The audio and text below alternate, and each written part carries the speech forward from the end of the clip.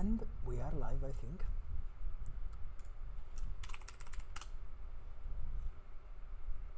Fantastic.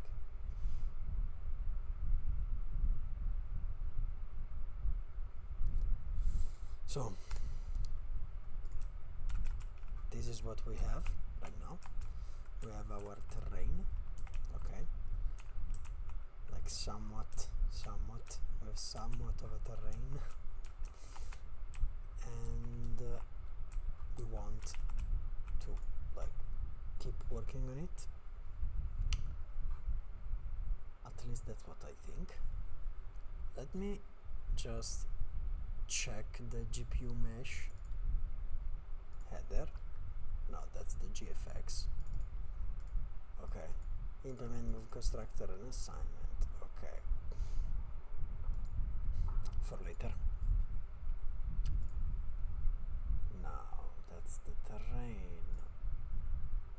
So we have generated the terrain and we basically did everything our friend OGL Dev did. Is it OGL Dev?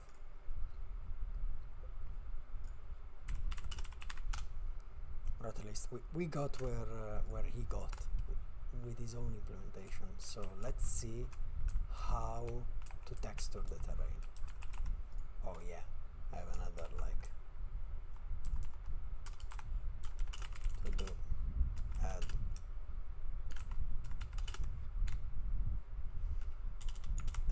MIP mapping because things like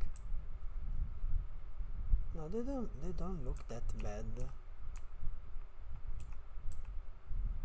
Yeah, like here is blurred, here is kinda like this should not be happening. This is incredibly blurred.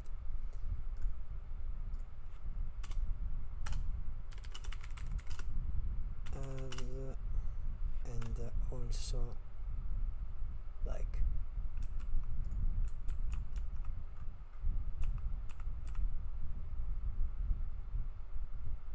there are quite some jaggies, the lines at least. So add MIP mapping, add intersample and design to do add anisotropic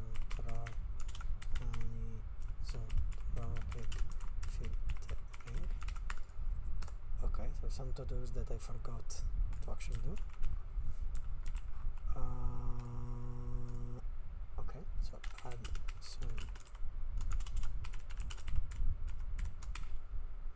Now, let's see terrain. Our implementations like differ quite a lot. Obviously the idea behind it is the same, but the implementations differ quite a lot. So welcome to episode 2. Fault formation. What's fault form? I don't know. Let's see. Of terrain rendering. In this video we're going to study the first out of 2 algorithms in this series to procedurally generate the terrain. The name of the algorithm is fault formation, and it was previously described in an article by Jason Shankle in the Game Programming Gems. I'll watch it just in case like he does something that is not strictly related to terrain generation, and also because it may be interesting. As the name suggests, the algorithm works by creating faults in order to simulate tectonic activity. In practice, we take the grid of quads that our terrain is based on and draw a line between 2 random points on 2 different sides. Increasing the height of all the vertices on one side of the line creates our first fault. Depending on the change of height, this may look something like this. Now, I know it looks crappy at the moment, but have no fear, it will improve, I promise. The next step is to simply repeat the process. Another random line and an increase of the height. As you've probably guessed by now, this is an iterative process, and the more iterations we do, the more interesting and complex the terrain will become. However, since the objective is to mimic a terrain, we're actually going to decrease the change of height in every new iteration. So this is how things look like after 50 iterations, and if you're looking for a Minecraft style terrain, this might be okay, but for a realistic terrain, we're going to apply an erosion filter to smooth out those rough edges. Yep, something like that.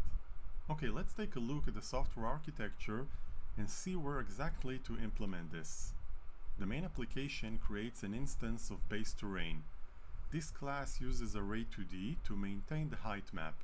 It also has a triangle list member which populates the OpenGL buffers with the position of the vertices in the grid. Triangle list takes the height of the vertices from the height map. Base terrain also has a terrain technique member which manages the shaders and provides access to their uniforms. We're going to create a derived class of base terrain called fault formation terrain. The algorithm will be implemented there and the results will be stored in the height map. This means that we don't need to touch almost anything else in the system. For example, triangle list will continue getting the heights in the same way. There will be a minor addition to the terrain technique which we will see later. So the fault formation terrain derives from base terrain. It has a function called createFaultFormation which takes 4 parameters. First we have the terrain size. In the previous tutorial the height map was loaded from a file, so the size of the terrain was based on the size of the file, but now we are creating the height map from scratch, so we need to specify the size. Next we have the number of iterations that the algorithm will run. And finally we have the min and max heights. I would like to be able to control the height range by specifying the minimum and maximum height value across the entire height map. The function createFaultFormation starts by storing the parameters in member attributes and initializing the height map. In the previous tutorial we provided a height map buffer from the file, but now we are using a different initialization function which just takes the width and depth of the grid and initialization value. The core of the algorithm is implemented in createFaultFormation internal, and finally we create the triangle list as usual. The algorithm is pretty simple. We begin by calculating the delta between the expected minimum and maximum height. Next, we loop over the number of iterations. We want to calculate the height by which one side of the random line will be increased, and as I said, we want this value to decrease as we make progress. So we start by dividing the current iteration index by the number of iterations. This provides a fraction between 0 and almost 1. I say almost 1 because the loop uses the less than sign. Next we multiply this fraction by the delta height and subtract it from the maximum height. So for example, if the height range is 0 to 100 and the number of iterations is 10, we will increment by 100 on the first iteration, 90 on the second, 80 on the third, and so on. As you can see, this will go well over the expected maximum height, but we will normalize it later. Now let's generate the random points. The terrain point is a simple structure with x and z as members. It also knows how to compare itself to another terrain point. The function genRandomTerrainPoints generates 2 random points within the range of the terrain size. The creation of the second point is inside the while loop because we don't want to randomize 2 identical points. In such cases, I like to add a condition to make sure I don't end up in an endless loop because of a bug or something. Notice that the 2 points are not restricted to the sides of the terrain. What we really need is to calculate the vector between them. And this is what we do here. Dir x is the delta on the x-axis and dir z is the delta on the z-axis. We now need to loop over all the points in the grid and increment the height of all the points on one side of the random line while keeping the other side unchanged. How do we know whether some point is on one side or the other? In a 3D coordinate system, the cross product of 2 vectors provides a vector which is perpendicular to the plane created by the 2 vectors. We usually use the left or the right hand rule depending on the handedness of the system, to make the resulting vector point toward the positive half space. In this case, we can calculate a vector between every point in the grid to one of the random points and do a cross product between this vector and the vector that goes between the 2 points. Since we are in a 2D coordinate system, it means that z is 0. The result of the cross product will be negative on one side of the random line and positive on the other. We don't really care which side we're going to increase, so we will simply choose one of them and stay consistent. The cross product equation in 2D is very simple. We multiply the first element of the first vector by the second element of the second vector and subtract the first element of the second vector multiplied by the second element of the first vector. Hope I said it correctly. So here we have a nested loop over the x and z axis, which traverses all the points in the grid. We calculate the vector from each point to the first random point and the cross product between this vector and the initial random vector. Since we are positive people here, we will increment the points whose cross product is positive. This is very simple with the Array2D class. It has a function which fetches the value of a 2D coordinate. We add the height which was calculated at the beginning of the iteration and set it back into the same cell. And that's pretty much it in terms of the core algorithm, but before we can render it, we need to take care of a couple of things. First of all, we have the problem of heights going outside of the required range. Therefore, once we exit this function, we call normalize on the height map, passing in the minimum and maximum height. Since this operation is very common, I've made it part of the Array2D class. It scans the array and finds the actual minimum and maximum values. Then it maps this range to the required one using a simple equation of a linear mapping. The second thing to take care of is to get rid of the hard-coded 200, which I placed in the vertex shader in the previous tutorial in order to kind of normalize the y value. We have to make this generic, so I've added a couple of uniforms for the minimum and the maximum height. We calculate the delta between them and then normalize the y by subtracting the minimum height and dividing by the delta. Now I don't want to use it like that because the lowest parts of the terrain will be too dark, so we map it to 0.2 to 1. The final result is set into all the components of the color. No change is required in the fragment shader. The next step is to update the uniforms on the application side. I've added a couple of corresponding uniform locations to Terrain Technique, as well as a function that provides their values. Now we need to actually call setMinMaxHeight, and we do just that back in the createFaultFormation function. Also, make sure to call GLUseProgram before setting the uniforms, and this is what the enable function of the Technique class does. Okay, we are now ready to test it for the very first time. So let's go back to the main application code and change base terrain to fault formation terrain. In the initTerrain function, we set a few values for the terrain size, the number of iterations, and the minimum and maximum height. We can now call createFaultFormation, and as expected, the result looks very rough. The solution is to apply an erosion filter to smooth out the height map, and the suggestion of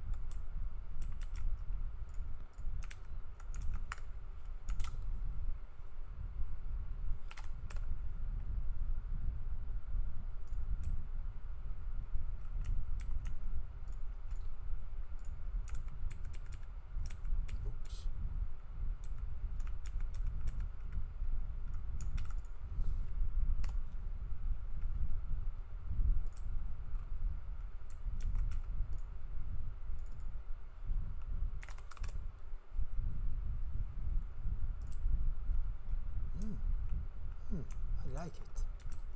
62 is good.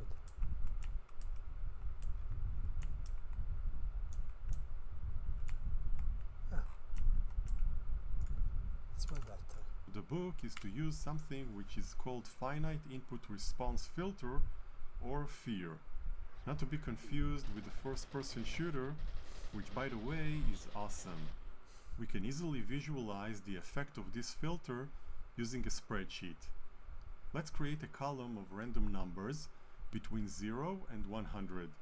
Throw this into a chart and it looks similar to our terrain, only in 2D. The FIR filter needs a factor between 0 and 1. 0 will keep the values unchanged, while 1 will make all values equal, so let's set it to a half. We start the filter operation by copying the first value into a new column.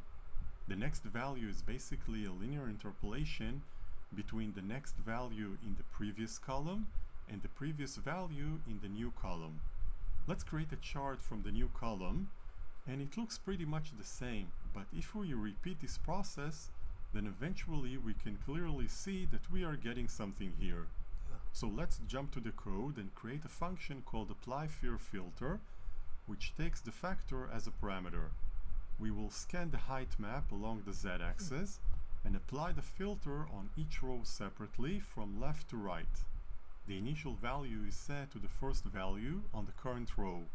We go over the row from the second value until the end of the row and call FIR. Let's jump to the code and we can clearly see that we are getting something here. So let's begin, and as expected, the result looks very rough. The solution is to apply an erosion filter to smooth out the height map, and the suggestion of the book is to use something which is called finite input response filter. Let's jump to the code and create a function called applyFirFilter, which takes the factor as a parameter. We will scan the height map along the z-axis and apply the filter on each row separately from left to right. The initial value is set to the first value on the current row. We go over the row from the second value until the end of the row and call FIRFilter single point using the new coordinate, the previous value, and the filter factor. This function returns the new previous value so that the loop can continue correctly. FIRFilter single point does exactly what we saw in the spreadsheet. It fetches the value at the next coordinate and performs linear interpolation between the previous value and the new one. Then the new value is updated in the height map and returned to the caller to be used as the previous value in the next iteration. Later. Okay, we need to call applyFirFilter after the main loop in createFaultFormation internal. We also need to provide a filter along the call chain from the topmost function. The main application code must provide a value for the filter. Let's test it, and it doesn't look like it has changed a lot, so let's add a second sweep. This time we go from right to left. It's the same thing, we just need to start from the last value and reverse the inner loop. And we do get some improvement here. Okay, let's cut to the chase and do a couple more sweeps. First from bottom to top. So the outer loop is now over the x-axis and the inner loop goes over the z. Everything else is the same. And finally from top to bottom. Okay, things are now looking pretty good. We can play with different filters and see that lower factors make the terrain very rugged and higher factors create nice rolling hills and mountains. Okay, before we wrap up, I'd like to say a big thank you to Daniel Ibalguen, who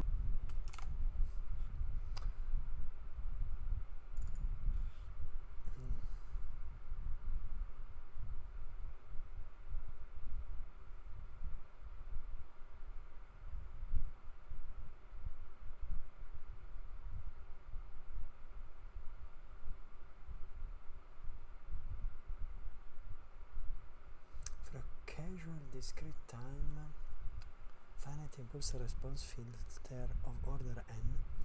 Each value of the output sequence is a weighted sum of the most recent input values. So y of n is b0 x of n plus b1 x of n minus 1 plus plus bn times x of n minus 1, n minus n. Okay, so it's the sum for e that goes from 0 to n of bi, the sum for I that goes from 0 to n of bi times x of n minus I, xn. So x is the input signal, y is the output signal, n is the filter order, vi is the value of the impulse response at the ith instant.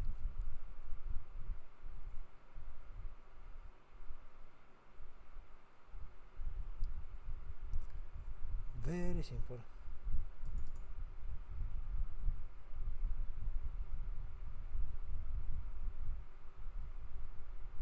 The impulse, so the impulse response of the filter as defined is non-zero for a finite duration. Including zeros, the impulse response is the infinite sequence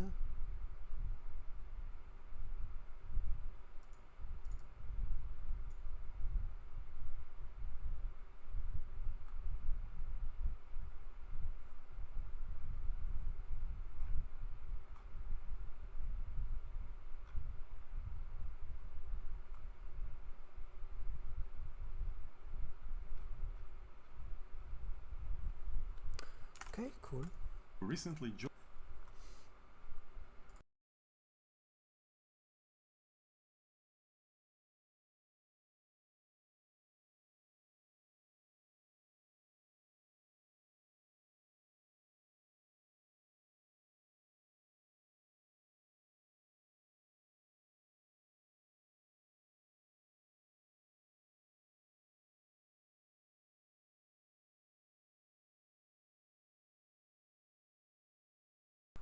Okay, so Welcome to midpoint displacement. episode 3 of Terrain Rendering. It's another terrain generation thingy. In this video, we're going to study a second algorithm for procedural terrain generation. This algorithm is called midpoint displacement, and it was also published by Jason Schenkel in the Game Programming Gems, and then used by Trent Pollack in the book that we are using in this series, Focus on 3D Terrain Programming.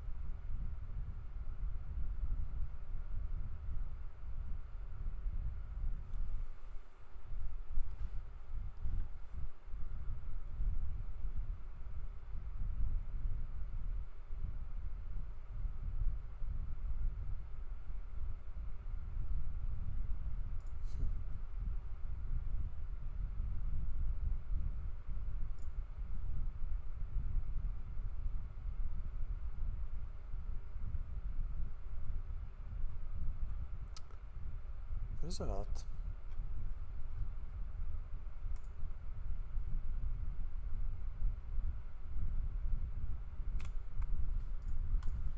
So what exactly is midpoint displacement?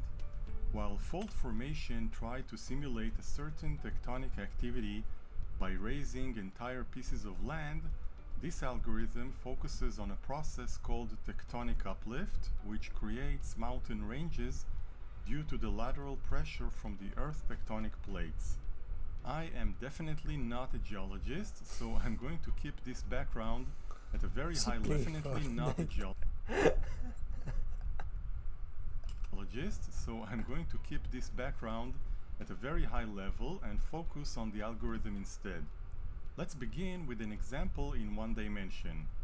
Take a simple line segment, find the midpoint, and displace it by a random value in the range -h to +h. H can be any value, but the rule of thumb is to make the displacement proportional to the length of the line segment by simply making h equal to half that length. We now have two smaller segments. Yeah. Let's reduce h and repeat the same process on each segment. We continue until we reach an acceptable level of detail. To make h decrease with every iteration, we have to multiply it by a fraction which is smaller than 1. The algorithm suggests to multiply it by the reciprocal of 2 to the power of r, where r is a factor of roughness. Okay. When the roughness is 1, it means that h is decreased by a factor of 2, which is also the factor by which the length of the line segments is decreased. This keeps the two values equal, and the final result will be very balanced and pleasing to the eye. When the factor is larger than 1, it means that h is decreasing faster than the length of the line segment, and this will create a smoother result with a few notable mountains. And vice versa. When the factor is smaller than 1, it means that the displacement becomes larger and larger with every iteration compared to the length of the line segment. This will make the terrain much rougher and chaotic. Okay, let's take it to the second dimension. We begin with a rectangle which covers the entire height map. Find the midpoint at the center of the grid and set its length to be the average of the height at the four corners. Since the grid is obviously flat at this point, there is no change, but we will also displace it by a random value between plus and minus half the terrain size. As you've probably guessed, we need to continue recursively into the four quadrants of the rectangle. Find the midpoints, take the average of the corners, and displace it by a random value. However, this is not enough, and the final result will look something like this. The reason is that in each quadrant, only one corner, the original midpoint, is raised. The other three corners still have the same height, and for simplicity, let's assume it is 0. This means that as we recurse further into smaller sectors of the rectangle, we are left with many points at 0 height, breaking the natural terrain look that we need. Therefore, this process, which is called a diamond step, is immediately followed by a process called a square step. In the square step, we calculate the height at the midpoint of the four edges of the original rectangle. This is done by averaging the center of the two adjacent rectangles, as well as their corners on the common edge. As usual, the average operation is followed by a random displacement. The midpoints on the edges of the original rectangle are handled by a wraparound. For example, the midpoint on the right edge is the average of the top right and bottom right corners, as well as twice the height of the center. In terms of the software architecture, we are going to do the same thing that we did with fault formation. The algorithm will be implemented in a class called midpoint displacement terrain, which will derive from base terrain. The generated heights will be stored in the height map, and the triangle list class will continue rendering the grid without knowing which algorithm has actually been used. The implementation is pretty straightforward. We set the initial subrectangle size to the size of the terrain. After every iteration, we divide the subrectangle size by 2, and the loop continues until it is 0. The height by which the midpoints will be displaced is initialized to half the size of the terrain. After every iteration, this value is multiplied by a factor, which is the reciprocal of 2 to the power of the roughness, which is a parameter supplied by the caller. The body of the loop contains the diamond step, followed by the square step. Both functions take the current subrectangle size and height displacement as parameters. The diamond step is the simpler of the two steps. We traverse the entire grid with steps of the subrectangle size. This provides the top left corner of each subrectangle. We get the coordinate of the bottom right corner by adding the rectangle size to both x and y. Notice that we do a modulo operation on the result to handle the wraparound at the edge of the rectangle. Using the two coordinates, we can extract the height at the four corners of the rectangle: top left, top right, bottom left, and bottom right. The coordinate of the center is calculated by adding half the rectangle size to both x and y. We generate a random displacement in the range of plus to minus the current height and calculate the average of the heights at the four corners. Finally, we add the random displacement to the average and update the height map at the location of the center. This is it for the diamond step. The square step is just a bit more complex, but not much. In this step, we are supposed to calculate the height at the midpoints of the four edges of the subrectangle, but in practice it's enough to do it only on the top and left edges. The right and bottom edges will be handled by the next rectangle on the same row and the one exactly below the current. So we traverse the grid in the same way and calculate the location of the bottom right corner as well as the center. In addition, we will need to calculate the center of the previous rectangles on the left and on the previous row. Since the result of this calculation can be negative in the case of a rectangle on the leftmost column or the topmost row, we add the terrain size before the modulo operation. In the case of the leftmost column, this will wrap around to the rightmost column, and in all other cases will have no effect. The topmost row will wrap around to the bottom in a similar fashion. Next, we extract the height of 6 different locations. They will be used for the average of the two midpoints. The left midpoint is the average of the top and bottom left corners of the current rectangle, as well as the two centers, the current and the previous rectangle on the left. The top midpoint is the average of the top left and top right corners of the current rectangle, as well as the centers of the current rectangle and the one on the same column in the previous row. Also remember to add the random displacement as usual. Finally, we can update the height map at the two locations. After the core algorithm is complete, we do the same normalization between the requested minimum and maximum height, which we also did in fault formation. At this point, the algorithm works very nicely when the size of the terrain is a power of 2, which, by the way, is the recommendation of the original article. However, I would like to get rid of this limitation because, well, spoiler alert, it will make my life much easier when we get to GeoMIP mapping. But when we use a non-power of 2, in some cases we get an assertion that we try to access beyond the number of columns of the height map. The reason is that when the size of the terrain is a power of 2, and the size of the subrectangle decreases by a factor of 2 in every iteration, it means that we get no remainders on the edge of the height map. The height map is fully tessellated by the subrectangle. Therefore, the center of the current subrectangle is always valid. In the non-power of 2 case, the center may end up beyond the edge of the height map. The immediate solution seems to be to simply use a modulo when calculating the coordinate of the center of the current rectangle in the 2 steps. It solves the overflow, but the result is definitely not a terrain. The reason brings us back to the way the algorithm works fundamentally. We have to displace the midpoints and then use their updated heights in order to displace the next level of midpoints. This works very nicely with a power of 2 because coordinate 64 is used to displace 32, which is used to displace 16, and so on.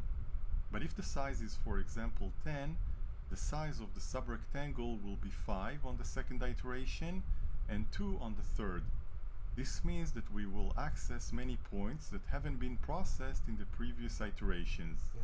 Including these points in the average calculations brings down the height of the vertex and leads to the anomaly that we saw. The solution that I came up with is to initialize the rectangle size to the next power of 2 of the terrain size instead of the terrain size itself. This means that previous midpoints are reused correctly in the spirit of the original algorithm. Now, in some cases I did notice a bit of a visual anomaly on the edge of the height map that I didn't like. I suspect that it may have something to do with the wraparound going too much into the height map on the other side. I replaced the wraparound with clamping of the coordinate to the edge of the height map, and it seems the anomaly has been solved. Okay, I have to admit that I haven't done a lot of testing on that last part, so go ahead, play with it and let me know what you think. In the next episode we will leave those boring gray height maps in favor of a much better looking textured height map. Thank you for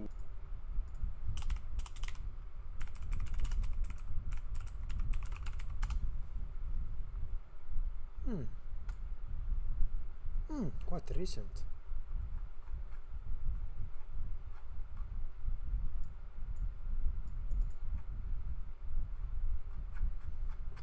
Yeah, but I don't really care about the Python implementation.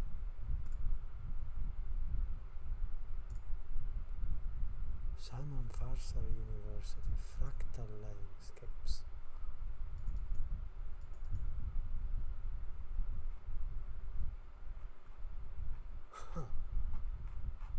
What's this?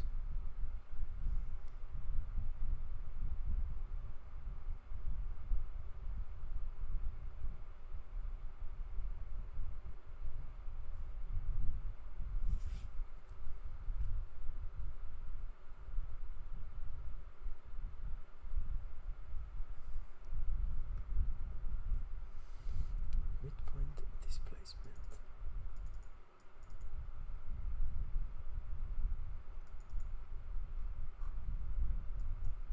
I like the visuals.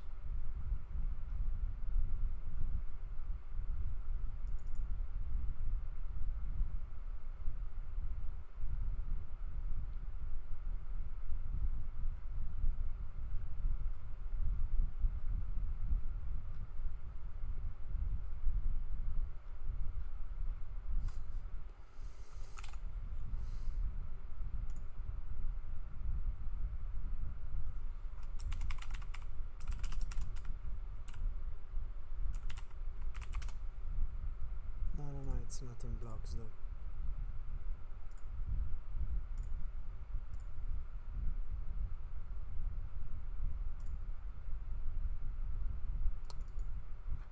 Another 2016 post.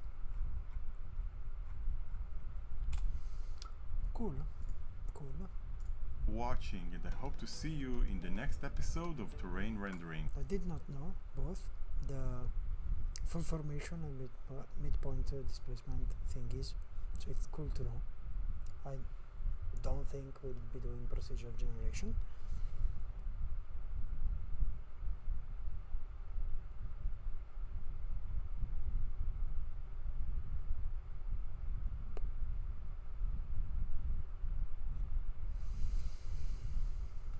Now, welcome to episode 4 of Terrain texture Rendering. finally. In this video we're going to take a look at a couple of different ways to add Wow, that's very good.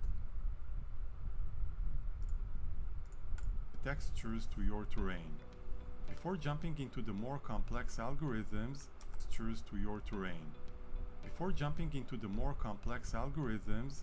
it makes sense to start by simply throwing a texture on the terrain in the most straightforward way, just to set up some baseline. Yeah.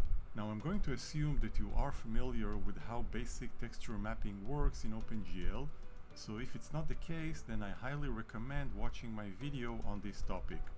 You can find the link in the show notes below. Let's quickly review the required steps. The simplest way to stretch a texture over the entire terrain is to set the UV coordinates to go from 0, 0 in the near left corner of the terrain to 1 by 1 on the far right.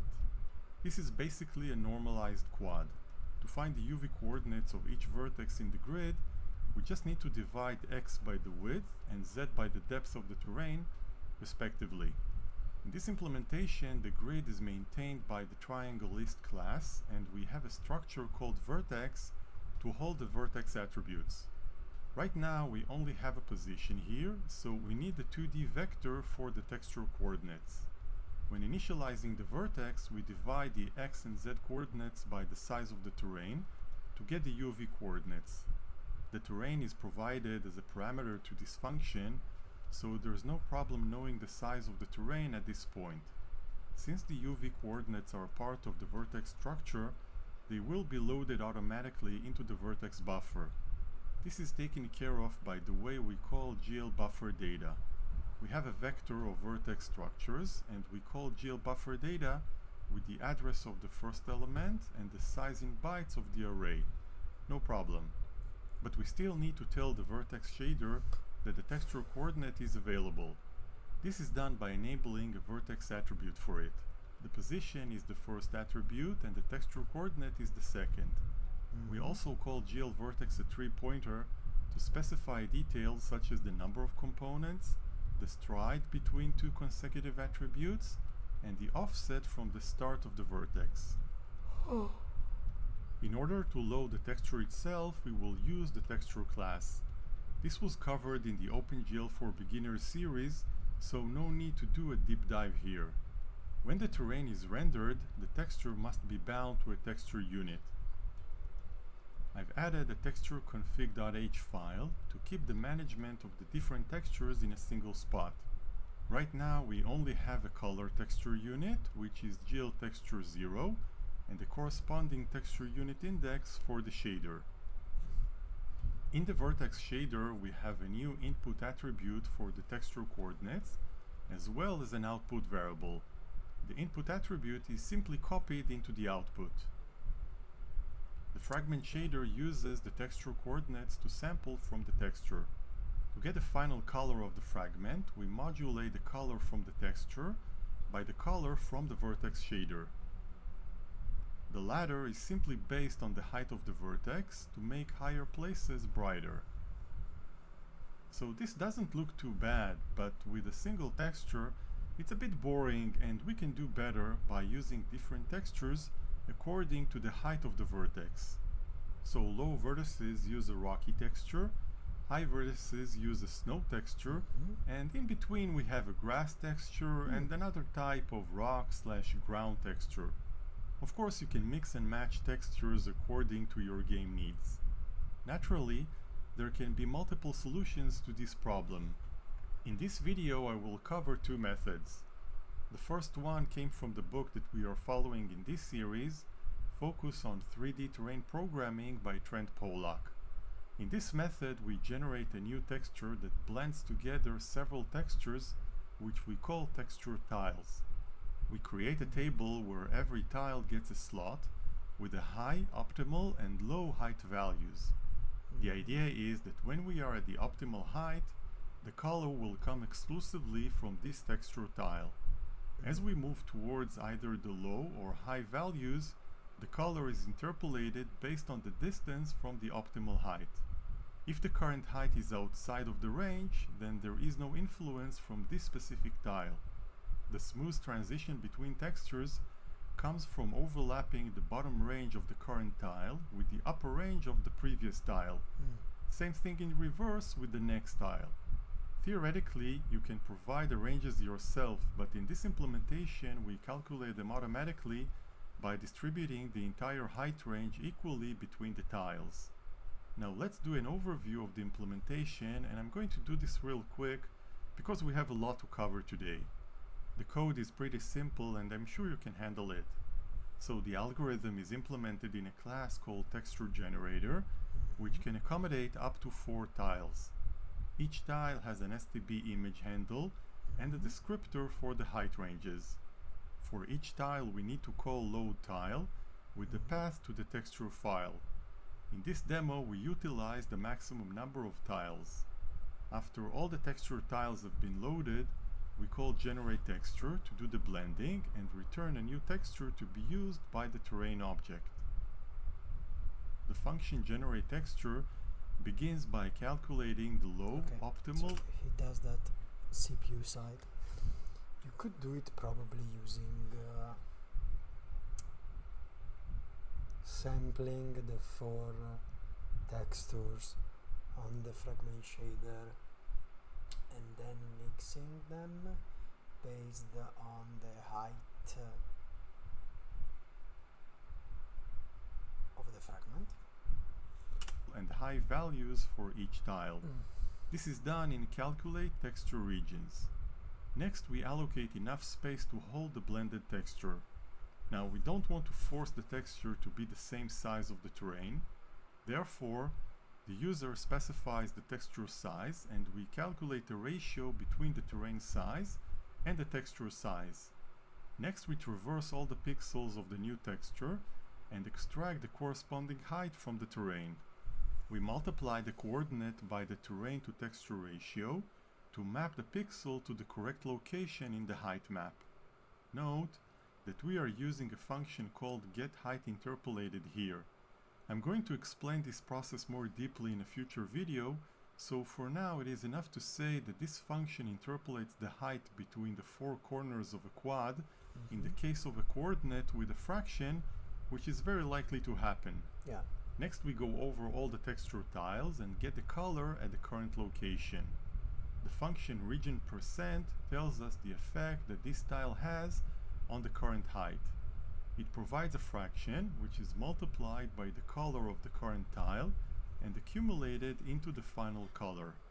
After we finish calculating the color of all the pixels, we create a new texture instance and load a buffer into it. The temporary buffer is released and the texture object is returned to the caller. This object can now be set into the terrain. Okay, so this seems to work well, but the problem is that as the terrain gets larger, we have to increase the size of the texture. Otherwise, we get less detail and it simply looks bad due to the low resolution. But increasing the size of the texture means that we are also increasing our memory footprint, which limits our ability to scale the terrain.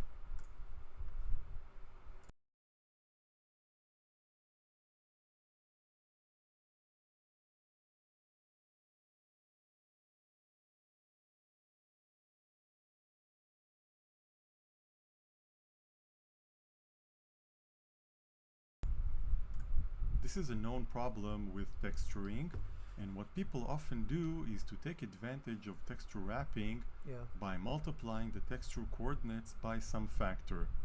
This means that instead of making the UV coordinates go from 0 to 1, we scale this range up to 4, 8, or whatever makes sense to you. Combined with the correct wrapping modes, this causes the texture to repeat itself whenever the UV coordinates cross an integer threshold. In this case, it's better to use textures that look similar along the edges. This works okay when you have a texture that can wrap around, but in the case of the texture that we have just generated, it doesn't really work. The colors no longer match the height. Of course. Therefore, I've implemented a second algorithm that can handle texture wrapping. In this method, we allow the fragment shader to access several textures concurrently. For each texture, there is a corresponding height, which is provided as a uniform variable. This height corresponds to the optimal height in the texture generator. This means the height where the texture has full effect. If the current fragment height is less than the minimum height, we simply get the color from the lowest texture.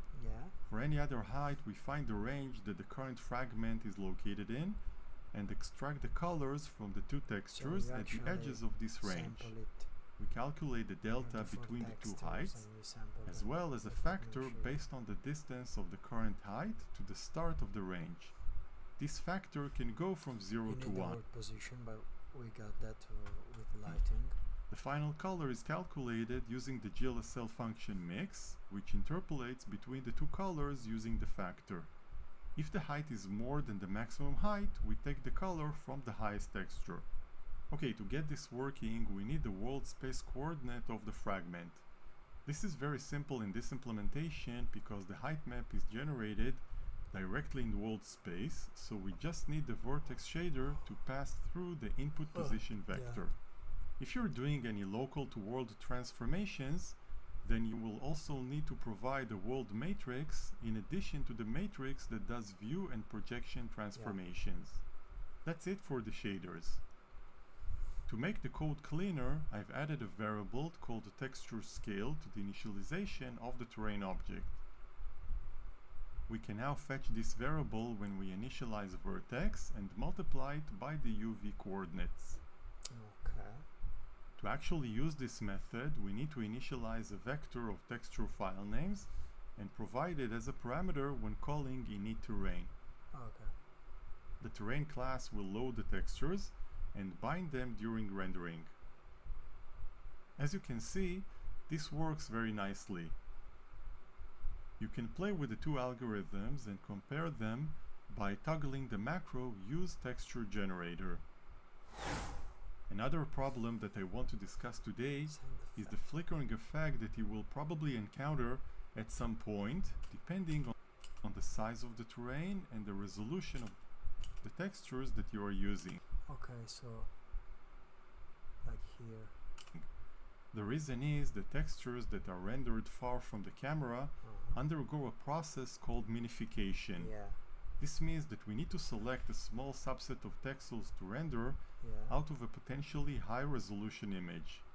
When the camera starts moving, we have to make large strides within the texture to select the next set of texels. This is often the cause of the flickering. The solution to this problem is to use MIP maps, which are basically the same image reduced to a set of low resolution images.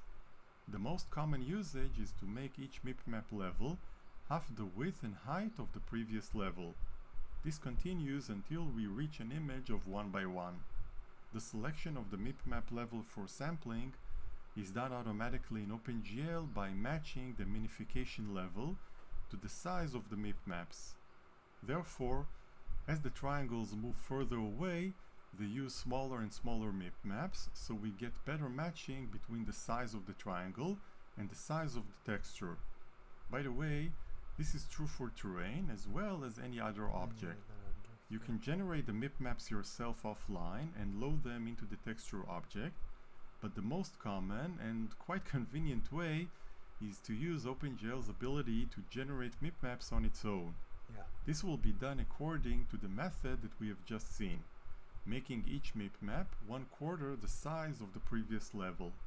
The function which creates the MIP maps is called GLGenerateMIPMap, and it takes a single parameter, the texture target, which in this case is GLTexture2D. This function will operate on whatever texture which is currently bound to this target, so make sure the texture is indeed bound before you make this call. In addition, we need to update the minification filter to take advantage of MIP mapping. The existing filter types GLNearest and GLLinear simply work on the original texture. We can choose between 4 levels of filters. GLNearest MIPMap Nearest selects the nearest MIP map and performs nearest filtering inside the MIP map. This is the fastest filter, but the results are probably not as good as the other filters. GLLinear MIPMap Linear performs linear interpolation within the 2 closest MIP maps, and then linear interpolation on the result. This is also known as trilinear filtering. This filter requires the most compute, but may generate the best results. The other 2 filters should now be self-explanatory. Also make sure that the wrapping modes are set to GLRepeat to enable texture wrapping. If everything was done correctly, the flickering effect should now be minimized. That's cool. So that's it for today. Go ahead and play with the 2 methods and let me know what you think in the comments below. In the next video, we're going to add proper lighting to our terrain. Thank you for watching, and I hope to see you in the next episode of Terrain Rendering. So he does the lighting, geomap mapping, level of detail, LOD manager, frustum culling, ground collision detection, skybox, skydome. Okay, so this is the texture. So this is what we'll be doing next, texturing. But it's getting quite late, so I think I'll do it tomorrow. Sorry, late stream finishes. Like late stream, little time. Yeah, today like no coding at all, just watching. But it's important to like gather the data, gather like how people do stuff before doing them. unless you are bleeding edge, then you're screwed. Okay, bye bye. Have a good night. See you.